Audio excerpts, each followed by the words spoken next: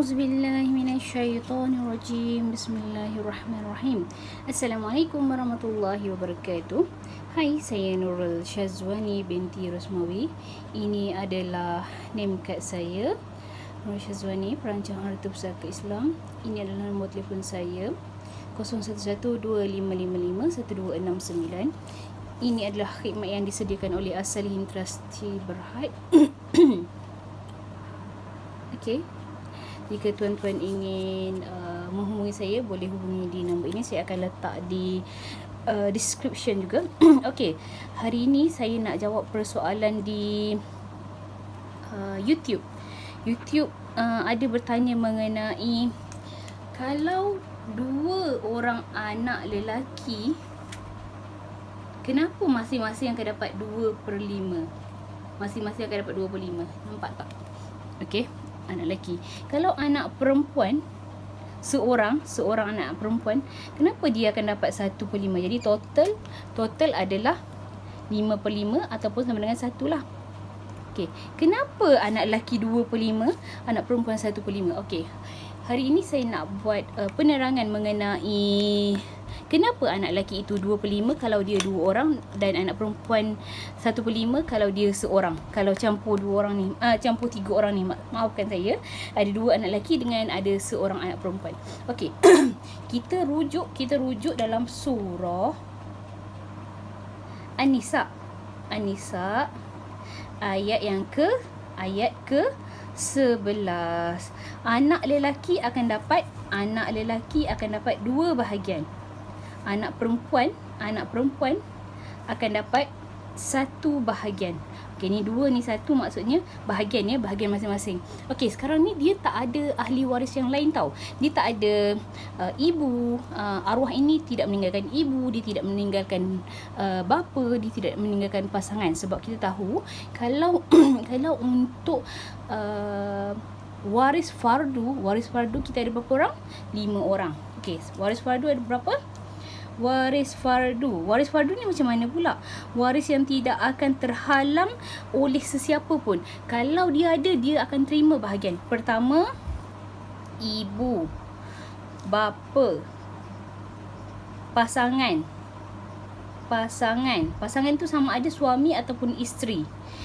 Dia takkan ada pasangan, ada suami dan ada isteri. Dia akan ada seorang saja, sama ada suami ataupun akan ada isteri. Okey. Keempat adalah anak lelaki. Kelima adalah anak perempuan.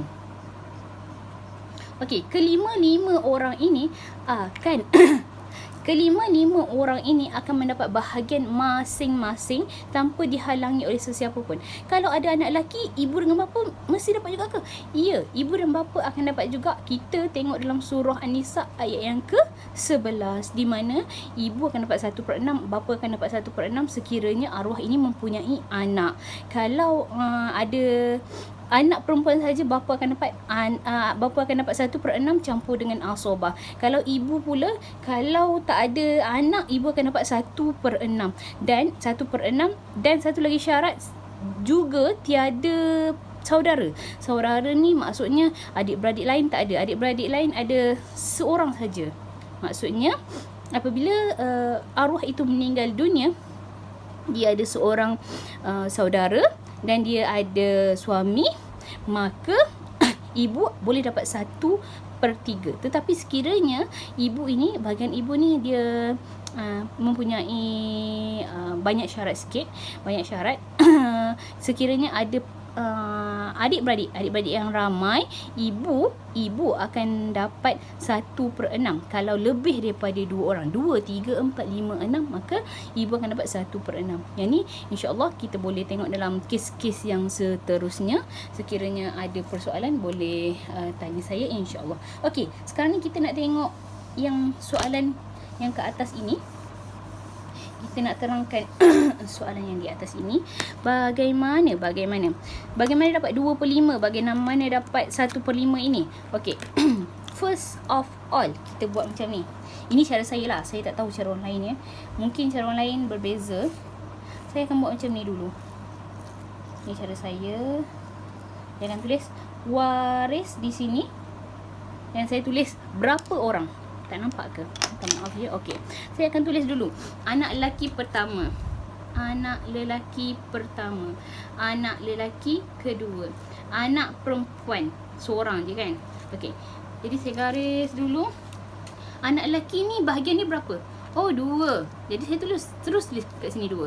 Oh, anak lelaki yang kedua pun bahagian dia 2 juga. Walaupun ini umur 30 tahun, ini umur 3 bulan.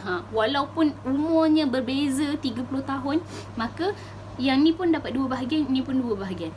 Anak perempuan ni berapa? 1. Okey, bila tuan-tuan dan puan-puan tambah 2 campur 2 campur 1 berapa? 5. Okey, di sini adalah 5 total dia. Bahagian dia 5. Di sini saya akan tulis penyebut sebagai 5. Okey, nampak tak? Okey, nampak kan? Okey, 5 di sini. Jadi, untuk anak lelaki saya akan terus perkan. Saya akan terus bahagikan 2/5.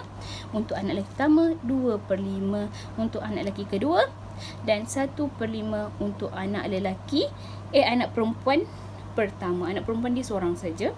Maka ini adalah jawapan kenapa anak lelaki pertama 2/5, anak lelaki kedua 2/5, anak perempuan ni 1/5. Ini adalah jawapannya. Kalau bapa dia meninggalkan harta, katakanlah saya ambil harta yang sikit lah. Okey, sikit je saya ambil. Katakanlah bapa dia meninggalkan 5,000. Kita darabkanlah dengan 5,000 di sini. 5,000 darab dengan 5,000 darab dengan 5,000. Maka setiap seorang akan dapat, warna hijau tak jelas warna hijau tak jelas sangat, jadi saya guna warna biru semula.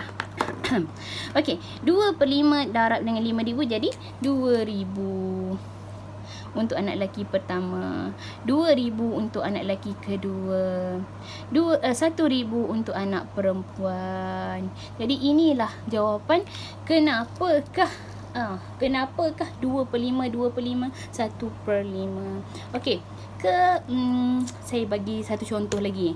Tetapi ini contoh untuk yang meninggalkan anak-anak saja ya. Anak-anak saja. Boleh? Supaya kita faham, supaya kita jelas kenapakah bahagian itu dapat seperti itu, insya-Allah. Okey. Saya padam semua ya, boleh? Bismillahirrahmanirrahim. Kalau tuan yang bertanya di channel YouTube saya tak faham, boleh saja hubungi saya kat nombor ini. Kat nombor ini dia tak nak pula. Kat nombor ini. Kalau tak jelas lagi boleh hubungi saya. Okey. Okey, kita tengok lagi contoh. Contoh apa ya? Contoh. Katakanlah anak lelaki dia berapa orang? Anak lelaki ada 3 orang. Anak perempuan? Anak perempuan pun kita buat 3 orang jugalah. 3 orang. Tuan-tuan nampak tak? Anak lelaki. Okey, yang ni kita tengok dalam surah An-Nisa seperti yang saya cakap tadi. Okey, kita tengok macam ni. Okay. Maaf ya belok. Belok tu bahasa Terengganu, saya orang Terengganu kita. Tetapi telah menetap di Teluk Panjang Garang, telah berhijrah di sini dan bekerja sebagai perancang harta pusaka di Asalihin. Siapa nak jumpa di Ganu boleh go. Nak jumpa di KL ni boleh go, insya-Allah. Okey. Kita teruskan dengan soalan seterusnya. Anak lelaki dia ada 3 orang. Anak perempuan dia ada 3 orang. Okey, kita tulis. Anak lelaki pertama. Anak lelaki kedua. Anak lelaki ketiga. Anak perempuan pertama. Anak perempuan kedua. Anak perempuan ketiga. Dia ada 6 orang anak, tapi 3 lelaki, 3 perempuan. Okey. Di sini bagaimana kita nak selesaikan? Seperti yang saya cakap tadi, anak lelaki dia dapat berapa? 2 kan? 2 bahagian. 2, 2, 2. Sebab 3 orang, 2, 2, 2. Jangan tulis yang ni 2, 2 juga. Tulis untuk anak lelaki je. Anak lelaki 2, 2, 2, 2. Untuk anak puan pula, anak puan 1, 1, 1. Faham tak saya cakap Terengganu kita? Faham halal Okey, anak perempuan 1, 1, 1. Untuk anak lelaki 2, 2, 2. Sebab anak lelaki ada 3 orang je, sampai takat ni je 2, 2, 2, 2. Apabila kita tambah 2 campur 2 campur 2, 6, 7, 8, 9. Jadi total di sini 9. Sini ada 9. Kita garis sini, kita potong kan di sini dan penyebut jadi 9 di atas ini. Jadi untuk anak lelaki pertama jadi 2/9. Anak lelaki kedua pun 2/9. Anak lelaki ketiga 2/9. Kalau anak perempuan 1/9. 1/9. 1/9.